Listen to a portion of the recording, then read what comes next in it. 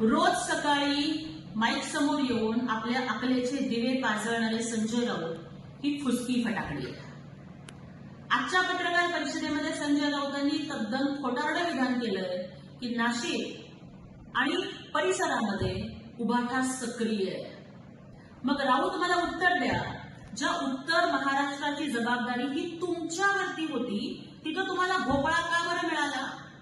अहो, केवळ उत्तर महाराष्ट्राने किंवा नाशिकनीच नाही तर संपूर्ण महाराष्ट्राच्या जनतेनं तुम्हाला नाकारलेलं आहे, पण तरी सुद्धा तुमची अक्कल ही ठिकाणावरती येत नाही.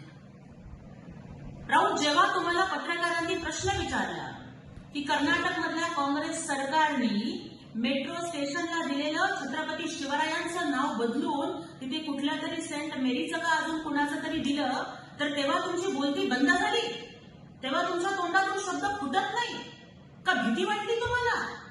आणि तुम्ही मुख्यमंत्र्यांनी बोलावं, एकनाथ शिंदे साहेबांनी बोलावं, अजितदादांनी बोलावं अशी तुम्ही सटरफटर उत्तरं देताय, पण ज्या छत्रपती शिवाजी महाराजांचं नाव घेऊन तुम्ही जगताय त्यांच्या अपमानाबद्दल बोलताना जर तुमची दाठळी बसते, तुमच्यामध्ये दम नाहीये काँग्रेस सरकारच्या विरोधामध्ये आवाज उठवायला? भीती वाटते का तुम्हाला? महाविकास आघाडी फुटायची का तुमची वोट बँक नाराज व्हायची?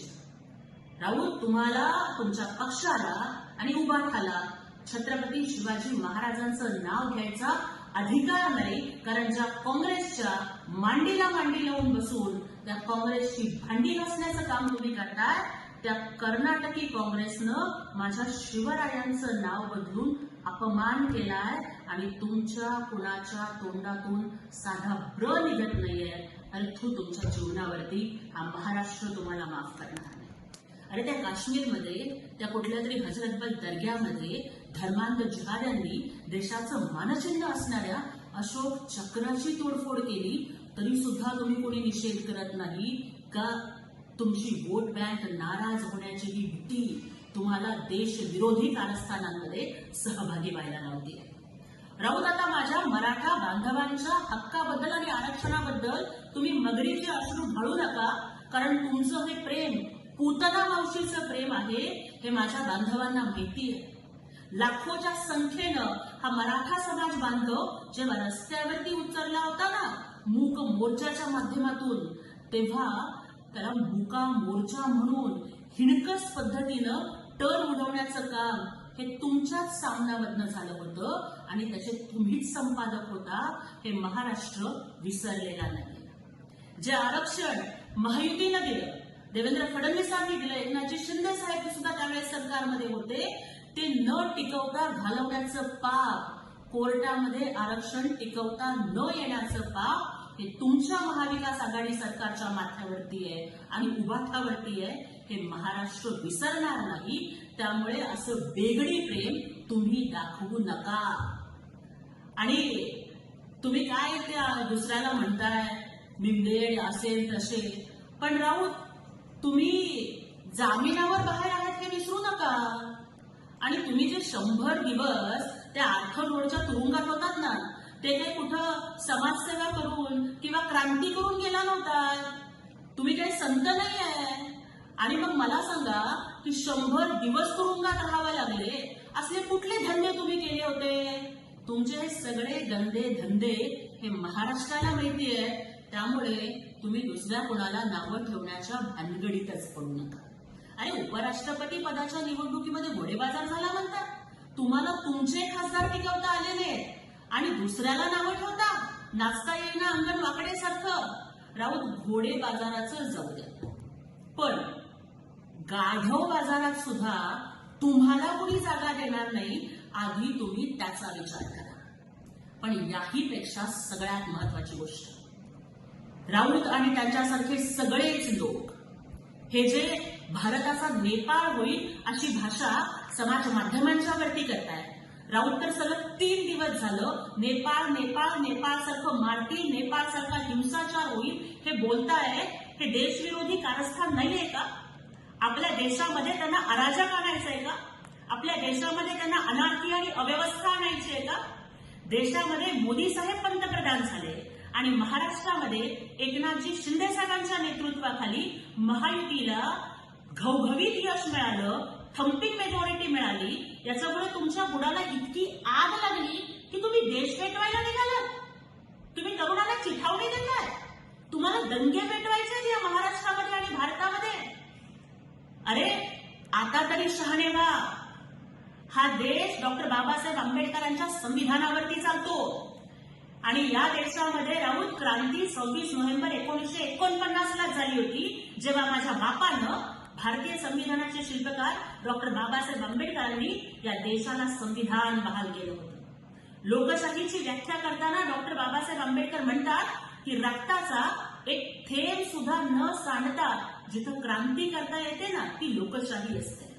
आणि तुम्ही या भारतामध्ये रक्तरंजित क्रांतीची स्वप्न बघताय. हा संविधानाशी द्रोह नाहीये. हा डॉक्टर बाबासाहेब आंबेडकरांच्या विचारांशी गद्दारी नाहीये. राऊत, तुम्हाला जनता माफ करणार नाही आणि मला देशाच्या गृहमंत्रालयाला, महाराष्ट्राच्या पोलीस खात्याला विनंती करायची आहे की राऊत आणि तत्सम प्रवृत्तीचे जे लोक सोशल मीडियावरती गरळ ओकतायत आणि हिंसेला चिथावणी देत आहेत, त्यांची सगळी विधानं, त्यांची ट्विट हा देशविरोधी कारस्थानाचा भाग म्हणून, देशविरोधी कारस्थानाचं टूलकिट म्हणून त्याचा गांभीर्याने तपास व्हावा आणि ह्या सगळ्यांना लवकरात लवकर चौकशीसाठी ताब्यात घेतलं जावं, यांच्यावरती गुन्हा दाखल व्हावा, ही माझी पोलीस दलाला आणि गृह मंत्रालयाला विनंती आहे. राऊत, तुम्ही नेपाळच्या अर्थमंत्र्यांना रस्त्यावरती पळवून मारतानाचा फोटो ट्विट करता आणि भारताच्या अर्थमंत्री निर्मला सीतारामन यांना टॅग करता. तुम्हाला नक्की काय सुचवायचंय? तुम्हाला नक्की कोणती धमकी द्यायची आहे? एखाद्या महिला अर्थमंत्र्याचा हा अपमान नाहीये का? अरे तुम्ही मोदी द्वेषानं आणि शिंदे साहेबांच्या विरोधातल्या तिरस्कारानं इतके आंधळे झालात की तुम्ही देशाची गद्दारी करायला निघालात. त्यामुळं मला राऊत आणि तत्सम प्रभूतींना एवढंच सांगायचं, भारत आणि भारताची लोकशाही ही बाबासाहेबांच्या संविधानावरती उभी आहे. भारताबरोबर स्वतंत्र झालेले अनेक पाकिस्तानसारखे देश, त्यांचे तुकडे झाले, अनेक देश कोलमडून गेले, अनेक महासत्ता नेस्तनाबूत झाल्या, पण हा भारत ताठ मानेनं उभा आहे, कारण या भारताच्या प्रशासनाचा पाया हे संविधान आहे. आणि त्यामुळे या देशात अराजक निर्माण होईल अशी विधानं करणं हा संविधान द्रोह आहे, हा देशद्रोह आहे. या देशामध्ये क्रांती हातात दगड घेऊन होत नाही, तर बोटाला शाई लावून होते. या देशामध्ये क्रांती जाळपोळीतून होत नाही, तर ती मतपेटीतून होते, कारण तो मताचा अधिकार सर्वांनाच डॉक्टर बाबासाहेब आंबेडकरांनी दिला. आणि राऊत, रोज तुम्ही लोकांना धमक्या देताय. कधी म्हणता टुडे नेपाळ टुमारो इंडिया, कधी म्हणता मुंबई आणि नवी मुंबईमध्ये नेपाळसारखी क्रांती होईल, कधी म्हणता नाशिकचा नेपाळ होईल.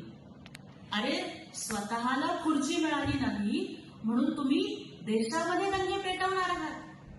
तुम्ही म्हणताय नेपाळसारखं लोक मारतील वगैरे, पण राऊत, तुम्हाला एक सबुरीचा सल्ला देते बरं का. अहो, रोज सकाळी टीव्हीवरती येऊन बोलणं लवकरात लवकर थांबवा. कारण सकाळी सकाळी उठून तुमचं तोंड बघितलं की अख्खा दिवस वाईट जातो, ही महाराष्ट्रातल्या जनतेची तक्रार आहे.